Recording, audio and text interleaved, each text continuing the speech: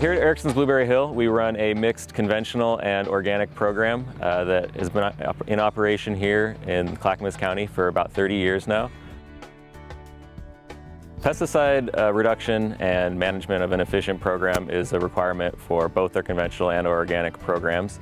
Maintaining the grass strips between our perennial crops helps to reduce both soil loss and reduce pesticide runoff. After you spray a plant and it's going to go collect on the soil, the grass helps to absorb it, lock it in without it running off and going down into ditches or back into the water supply. By using mechanical controls and hand weeding, we're able to reduce the use of chemical herbicides in our organic production. Costs are rising in every facet of farming, of every facet of life, really. So anything you can do to increase efficiency and reduce costs is going to be beneficial. So increasing efficiency in sprays lets you spend a little less on chemicals. Having grass strips to reduce the need for sprays through there also is going to save money and time with being able just to mow it and not having to get another spray program. You know, one person can run a mower, whereas you might have to run multiple people with sprayers, or depending on how you operate in that way too. So yeah, just basically the more efficient you can be, it's beneficial for the environment as well, but it's also beneficial to the bottom line, which is something very important to farmers today. My wife and I purchased the farm from my folks in 1980, and we've been farming full-time ever since. We have 200 acres in the home place, and then another 20, and I ran another 80 or so. Our three main crops are hay, Christmas trees, and timber. I don't have to say probably that herbicides are expensive, but they're also harmful. So we plant cover crops mostly for soil health, to improve soil health. The soil is what feeds us. I want to maintain the cover so we don't have erosion. The cover crop provides for microorganisms in the soil that keeps the soil alive. So I don't want to have any massive bare soil. I hate dandelions, but here we've got some feed for beneficial insects, which is really, really important. We actually keep honeybees at one field that go out into the field and will lick up the residue from the aphids. And of course, everybody says, oh no, you got to go out and spray for aphids. And I say, well, you know, just give them time.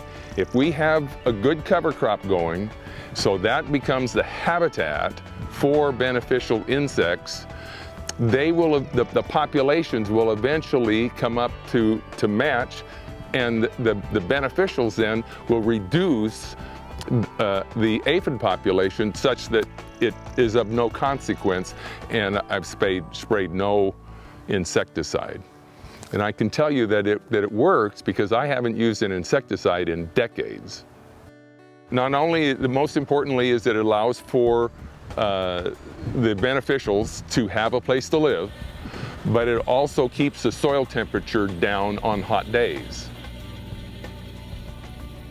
Cover crops are a nice tool because you can feed your soil, you know, build organic matter over time. You can reduce the compaction in your soils, add with the root action and so forth. And also you can compete with weeds, so your annual weeds and stuff have a hard time coming in if you have a good established cover crop. And that might lead to reduced use of like herbicides to control those weeds. My name is Kaser. I am owner-operator of Sublimity Hazelnut. We're in Markham, Oregon, at the place where I grew up.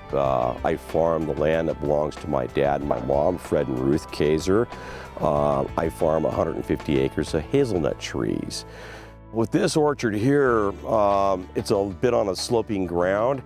And initially, when I came to hazelnut farming, the idea was to basically strip all the vegetation off the ground and have it be in hard pan dirt. Even though you wouldn't think, but the water does run and it does erode the ground. So we decided to put down this Suffolk clover just to hold the dirt in place in order to keep the erosion from happening.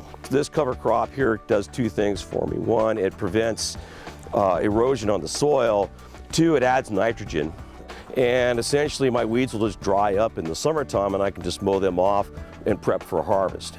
The expense of, say, trying to eliminate using Roundup and that kind of thing is a lot less. If I get away with using less and getting the same result, it's better off for me, but it's better off for the trees, better off for the environment. Realistically, I've, over the years, been limiting what I've been using for other methods, and I haven't, saved any time, but I think the trees are better off, and I'm making more money on my crop. So there's a lot of good benefits to cover crops. So contact the Soil and Water Conservation District, and we can point them towards cover crop resources, and also we can come out to their farm and assess the conditions on their farm and make recommendations. We're here to help.